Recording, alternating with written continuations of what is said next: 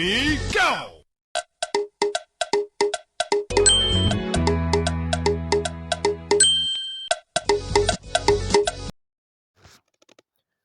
Breaking news. Welcome to today's headlines. The persecution of Nnamdi Kanu. The persecution of Nnamdi Kanu. To my dear listeners, from wherever you're listening from, please stay tuned as I read today's news.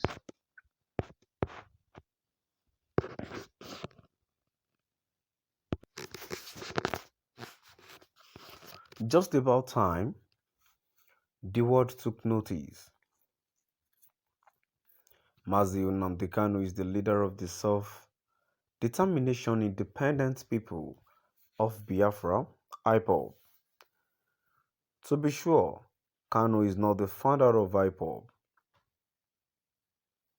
The founder and promoter is a respected international lawyer and businessman of Igbo extraction.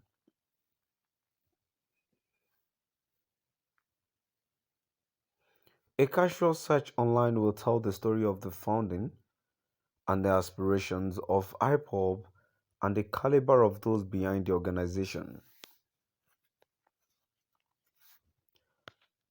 But everything about IPOB in the last couple of years has all been about Mazi Nnamdi Kanu and his band of fanatical supporters in the Igbo nation and in diaspora.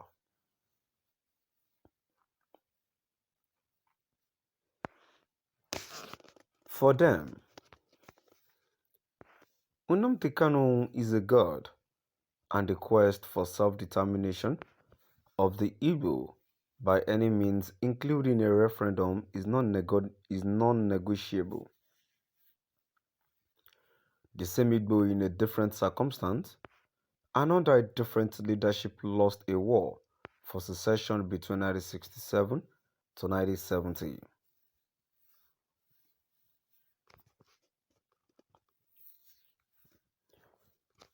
Kanu's IPOB has since been branded as a terrorist organization and banned by the federal government of Nigeria. The Nigerian government did not stop. It worked over time and it is still doing so to get countries in Europe, North America and elsewhere to also designate Kanu's IPOB as a terrorist body and then to treat its members as violent and subversive people.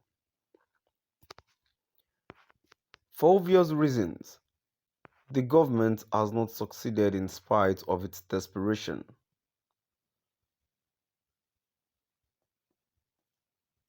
Virtually, every country except a few African countries with the Nigerian regime has the power to blackmail, have shunned the overtures and arms-twisting tactics to label IPOB.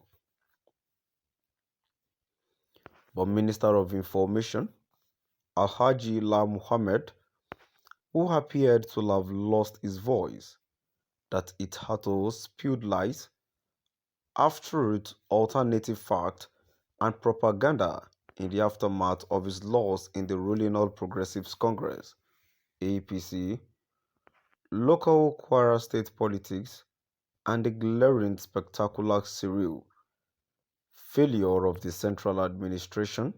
He speaks for last week came back from the court to beg global tech giant to muffle the voices of those who the regime regards as dissident.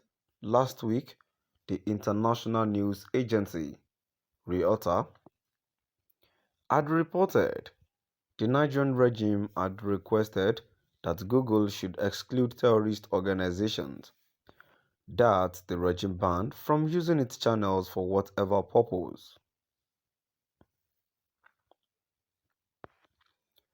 The report said that Nigeria is home to millions of internet users and that platforms like YouTube, Twitter, Facebook and TikTok are popular.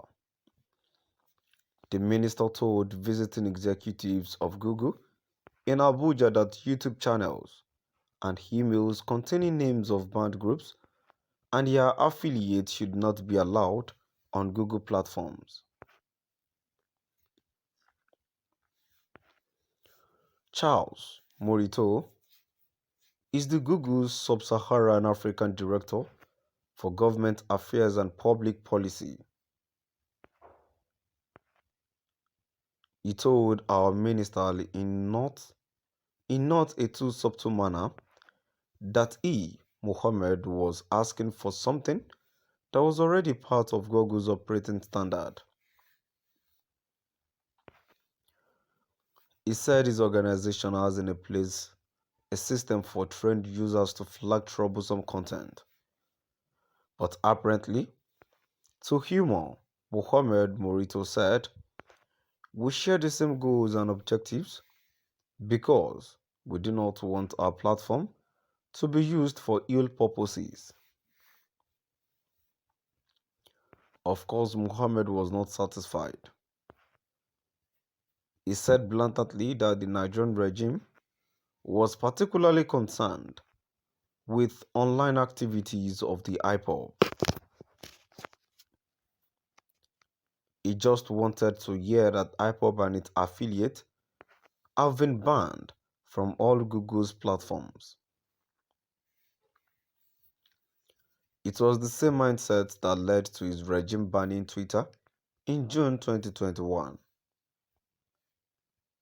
blocking access to Nigerian users and threatening to prosecute citizens who ignored the draconian rule. Twitter's offense was it removed a post from the president, General Muhammadu Buhari, threatening to punish self-determination (IPOB). What is certain and clear from the onset in 2015 was that there has been no love between General Buhari and Nnamdi Kanu's IPOB. To be sure, the dislike is mutual.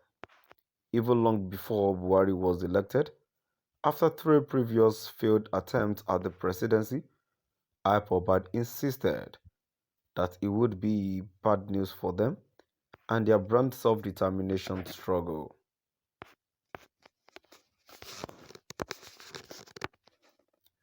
To my dear listeners, now we've come to the end of our today's news. Please do drop by at the comment section and let's know what your view is all about.